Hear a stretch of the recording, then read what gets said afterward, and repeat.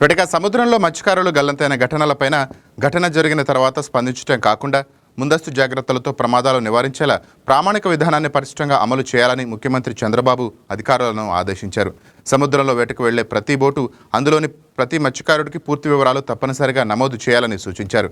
అత్యవసర పరిస్థితుల్లో మత్స్యకారులకు సత్వర సాయం అందించాలంటే వారి ప్రయాణ వివరాలు, బోటు సమాచారం అధికారుల వద్ద ఎప్పటికప్పుడు అందుబాటులో ఉండాలని స్పష్టం చేశారు.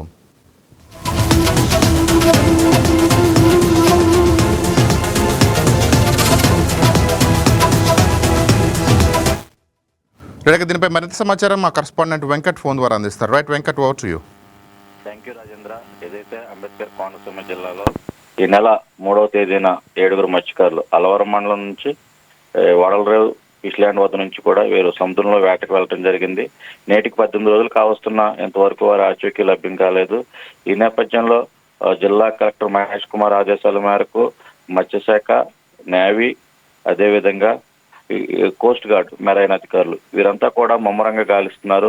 7 నౌకలతో పాటు 2 అత్యాధునిక విమానాలతో వీరు గాలింపు చర్యలు అయితే చేస్తున్నారు. ఇప్పటి వరకు కూడా వారి ఆచూకీకి సంబంధించి ఎటువంటి ఆధారం లభ్యం కాలేదు. ఈ నేపథ్యంలో సీఎం చంద్రబాబు నాయుడు కీలక వ్యాఖ్యలు అయితే చేశారు.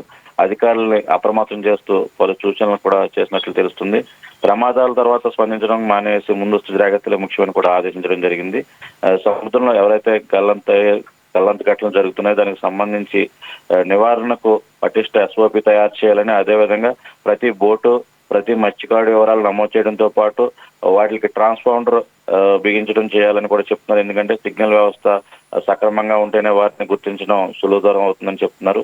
అదేవిధంగా బోట్లు ప్రయాణ వివరాలు ఎప్పటికప్పుడు అధికారుల వద్ద ఉండే విధంగా మత్స్యశాఖ అధికారులు చర్యలు తీసుకుని అత్యవసర సమయంలో ఈ మత్స్యకారులకు సహాయం చేయడానికి కూడా ఉపయోగపడుతుందని సీఎం చంద్రబాబు నాయుడు చెప్పడం జరిగింది.